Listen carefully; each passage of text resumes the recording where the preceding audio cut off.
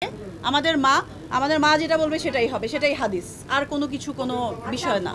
হ্যাঁ, আমি বিয়ে করেছি, আমি জানি না, এবং কোন ব্যবসায়ী সেটা তো আরও চিনি না। আমি তো এটাই বলছি, যেহেতু আমি চিত্রনায়িকা, আমার এগেনস্টে উল্টাপাল্টা নিউজটা দেয়া এবং মানুষের জন্য এটা এন্টারটেইনিং একটা বিষয়। তো এই জিনিসটাই তারা হাতিয়ার করেছে যে উনি হয়তোবা ওনার ইমেজের জন্য উল্টাপাল্টা নিউজ করে দিবে, উনি সামনে আসবেন না, মূল যে ফ্যাক্ট সেটা নিয়ে আমি সামনে কথা বলবো না।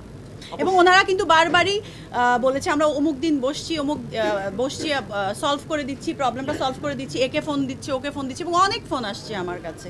তো আমি বলছি, আমি তো এভাবে গোপনে বারবার বসে আপনাদের আজকে এই ডিসিশন দিচ্ছেন, কালকে আরেকটা ডিসিশন দিচ্ছেন, আমার যত দিন যাচ্ছে আমার লস হচ্ছে, আমার স্টাফদেরকে বেতন দিতে হচ্ছে, আমার এই বিলগুলো দিতে হচ্ছে, তাহলে আমি এটা নিয়ে আসলে কতদিন কন্টিনিউ করব? তখনই আমি আর ওই যেই মারামারি ওরা যে মারলো আমার একজন অপারেশন পার্টনারকে এবং আমার ম্যানেজারকে যে থ্রেট দিল, তারপরে আমি আসলে থানার শরণাপন্ন হই।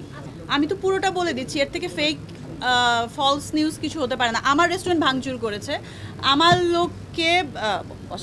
আমার লোককে মেরেছে, এবং উনি হসপিটালাইজড ছিলেন 2-3 দিন। ওনার মাথায় ব্যথা পেয়েছে, চোখে ব্যথা পেয়েছে, ওনার সিটি স্ক্যান করতে হয়েছে, ওনার মানে ডিফিকাল্ট একটা টাইম পার করেছি আসলে আমি সব দিক থেকেই।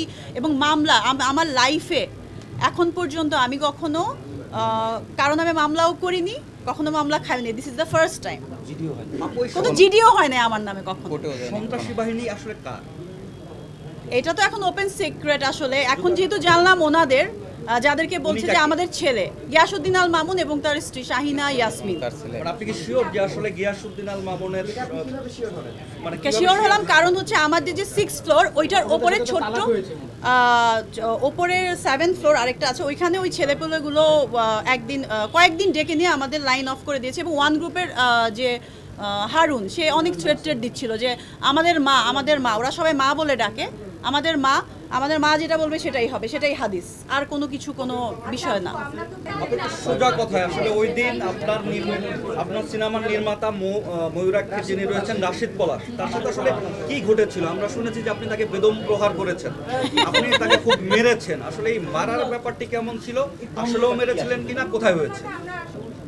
এটা আসলে প্রডিউসাররা আসছেন, ওরা অন দ্য ওয়ে, ওরা এসে ওদের সঙ্গে বসে আসলে কথা বলতে হবে। কারণ ওনাদের বাসায় প্রডিউসার যিনি, 2জন মহিলা এবং একজন ভাই, ওনাদের বাসায় আরও লোকজন ছিল, ওনাদের সামনেই কথা হয়েছে। এবং যেহেতু ওনারা বিভিন্ন সময় বিভিন্নভাবে আমাদের যে রাশেদ পলাশ, তার সঙ্গে যেগুলো কথা হয়েছে ওগুলো কোনো কিছু উনি যেভাবে কথা দিয়েছে সেভাবে কাজ করতে পারেনি, তাদের সঙ্গে প্রবলেম হয়েছে। এবং আমি পরে জানতে পারি যে আমার নাম নিয়ে অনেকবার উনি তাদের কাছ থেকে টাকা নিয়েছেন, ওয়ারেজ আমি আমার নিজের পেমেন্টই এখনও পুরোটা পাইনি।